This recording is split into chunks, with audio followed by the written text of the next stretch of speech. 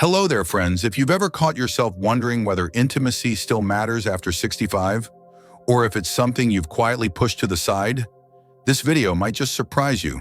My name's Maria, and yes, I'm 75 years old. But let me tell you, the spark in a relationship doesn't vanish with age. It simply changes shape. And if you know how to adapt, that spark can burn brighter than ever. Too many older adults believe that desire fades, that physical connection is a thing of the past. But what if I told you that's just a myth? In fact, recent studies show that over half of men and nearly 1/3 of women over 70 are still sexually active. And personally, I can say without hesitation, those moments of connection mean more now than they ever did in my younger years. In today's video, we're going to explore real, actionable advice for reigniting your love life, whether you're in your 60s, 70s, or beyond. We'll touch on gentle techniques to rediscover pleasure, ways to communicate openly with your partner, and even simple changes, like hydration or positioning, that can turn discomfort into delight. I promise this isn't about wild promises or embarrassing gimmicks. It's about rediscovering confidence, intimacy, and joy in a way that respects your body and honors your experience. So stick with me until the end.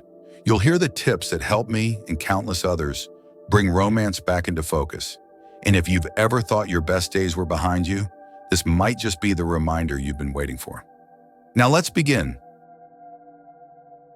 1. Sex after 50, still alive and worth honoring. Let's get one thing straight. Just because we've hit 50 or 70 doesn't mean passion has to retire along with us. In fact, for many people, intimacy in later life takes on a deeper, more meaningful dimension. It becomes less about performance and more about presence.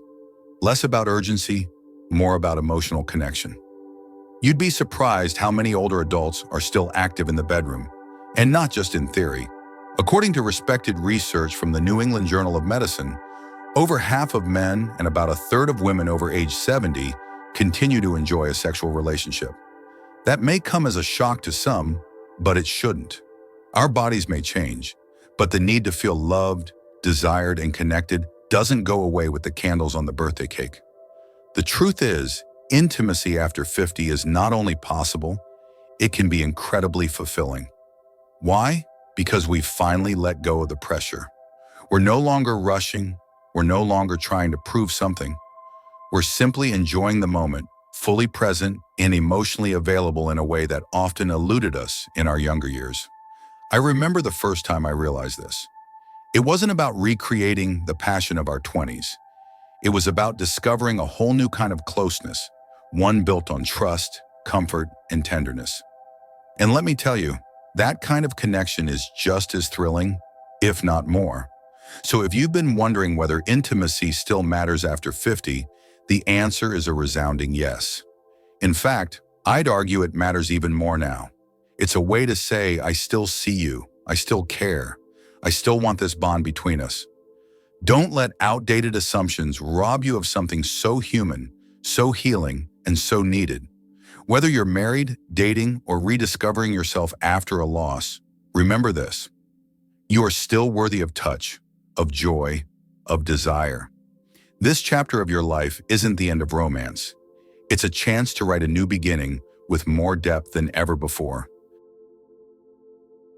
2. The physical changes of aging and how to adapt. Let's talk about the elephant in the room. Our bodies change as we age. There's no denying it. Hormones shift. Skin becomes more sensitive. Things that once felt automatic now require a little more intention. But here's the good news. It's not a sign that intimacy is over. It's simply an invitation to explore it differently. For men, one of the biggest shifts is the slow decline in testosterone.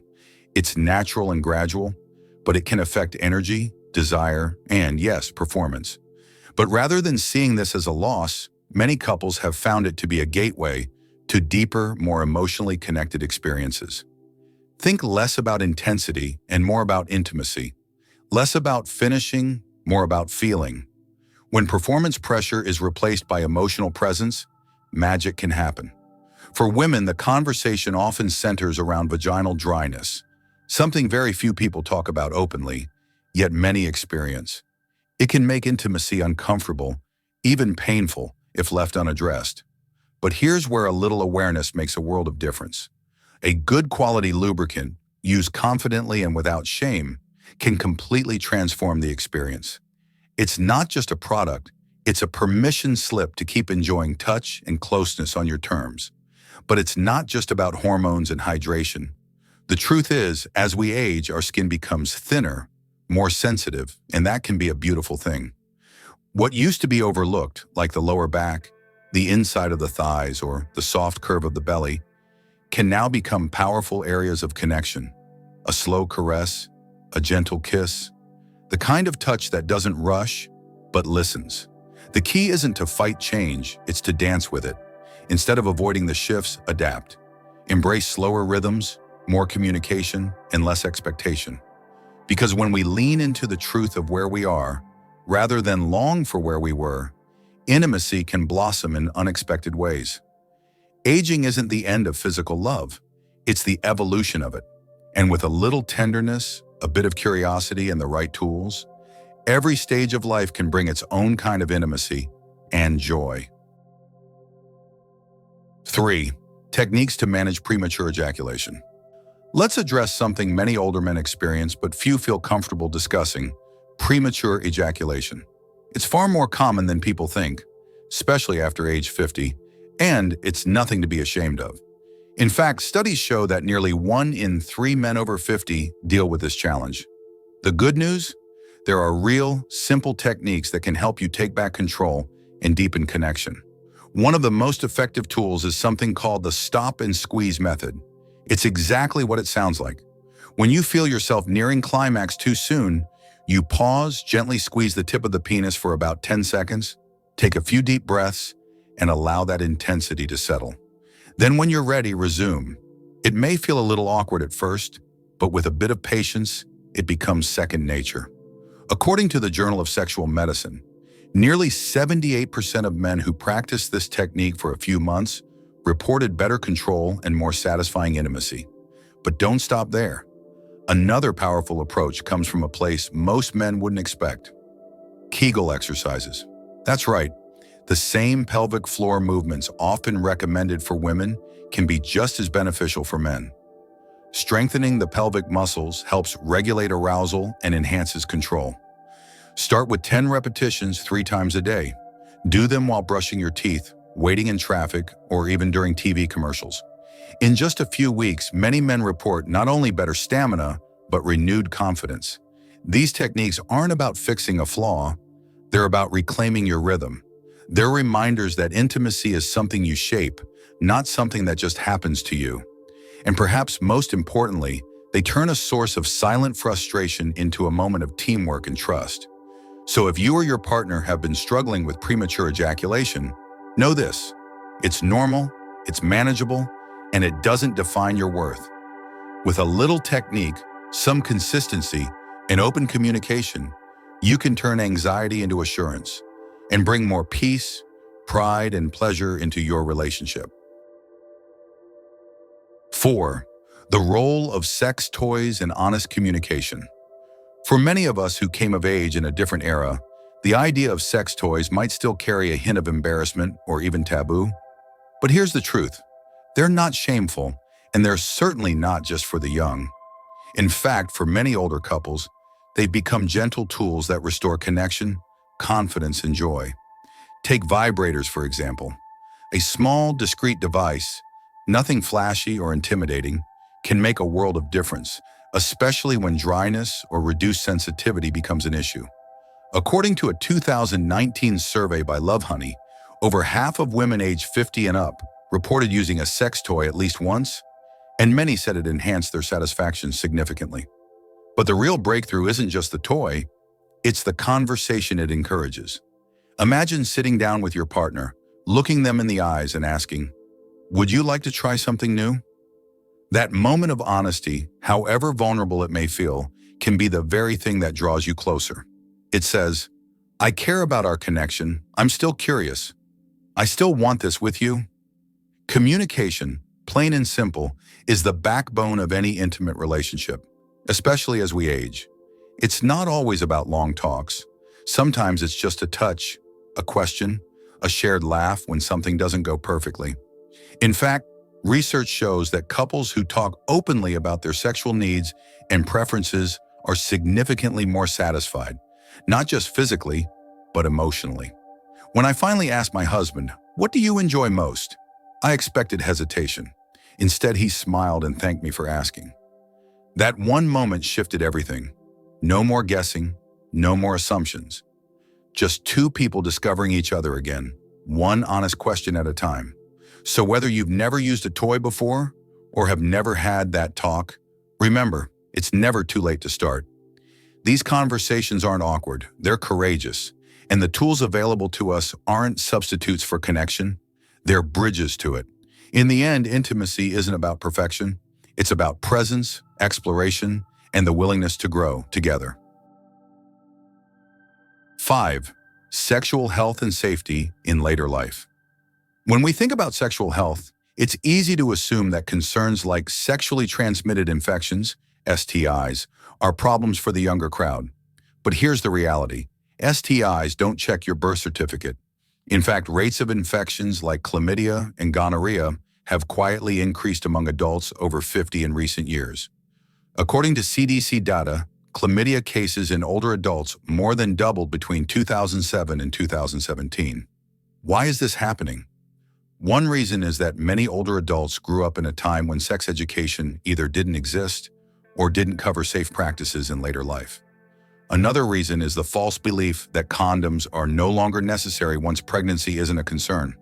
But protection isn't just about birth control, it's about peace of mind for both you and your partner. Using a condom may feel awkward if it's been a while, but trust me, it only takes a few seconds, and it can make all the difference.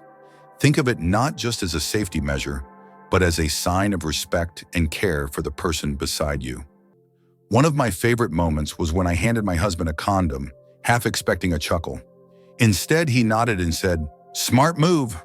That's the kind of teamwork intimacy thrives on.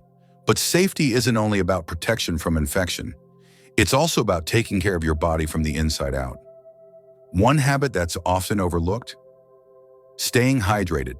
Believe it or not, proper hydration improves blood flow, boosts energy, and enhances arousal. A few extra glasses of water each day can truly reinvigorate how you feel, physically and emotionally.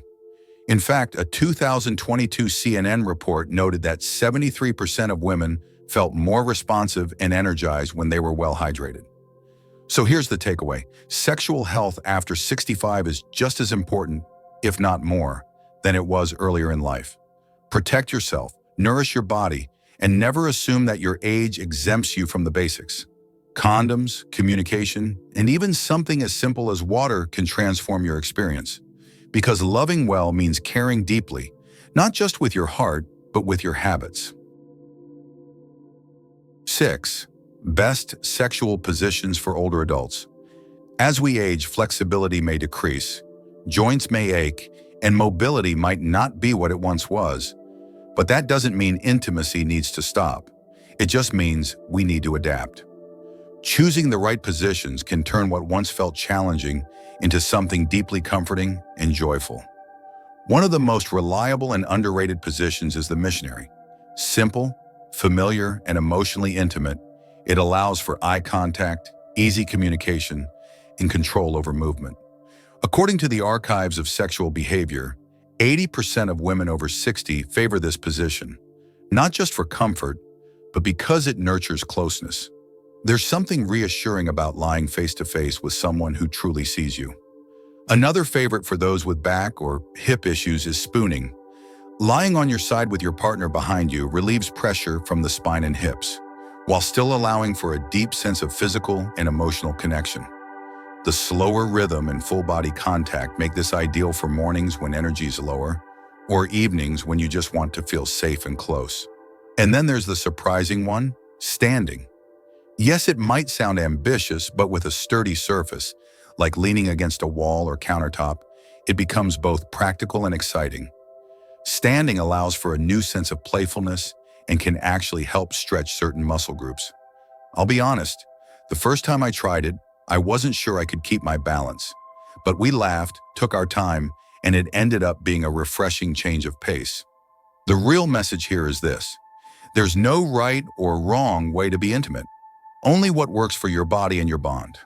You don't have to be acrobatic or chase what you once did in your 20s. Instead, focus on positions that prioritize comfort, rhythm, and emotional connection. Experiment gently. Talk with your partner. Add a pillow under your hips. Try a softer surface, or shift your angle slightly. These little adjustments can make all the difference. Because when you're older, intimacy isn't about performance. It's about presence, pleasure, and feeling good in your own skin. If you've made it to this point in the video, I hope one thing is clear. Your age does not define your capacity for love, pleasure, or connection. Whether you're in your 60s, 70s, or beyond, your body and heart still deserve care, attention, and joy. We've covered a lot, from navigating physical changes and exploring new techniques, to the importance of communication, protection, and comfort. Maybe some of it felt familiar, or maybe it opened a door you hadn't dared to look through in years. Either way, know this: intimacy doesn't end with age, it evolves. And that evolution can be just as rich, tender, and fulfilling as anything that came before. The beauty of later life intimacy isn't in chasing what was, but in honoring what is. It's in slowing down, laughing through the awkward moments, trying new things without judgment, and embracing the person you are now, with grace, wisdom, and confidence. So take that next step, whether it's having an honest conversation with your partner, exploring a new technique, or simply drinking more water to feel your best. Every small choice is a way of saying, I still care, I'm still here, and I still deserve this part of life. If this message resonated with you, share it with a friend who might need a gentle reminder that aging doesn't mean fading, it means deepening. And don't forget to subscribe and hit the notification bell, because next week, I'll be sharing tips on how to boost desire after 60, naturally, safely, and joyfully. Until then, take care of yourself and keep that spark alive.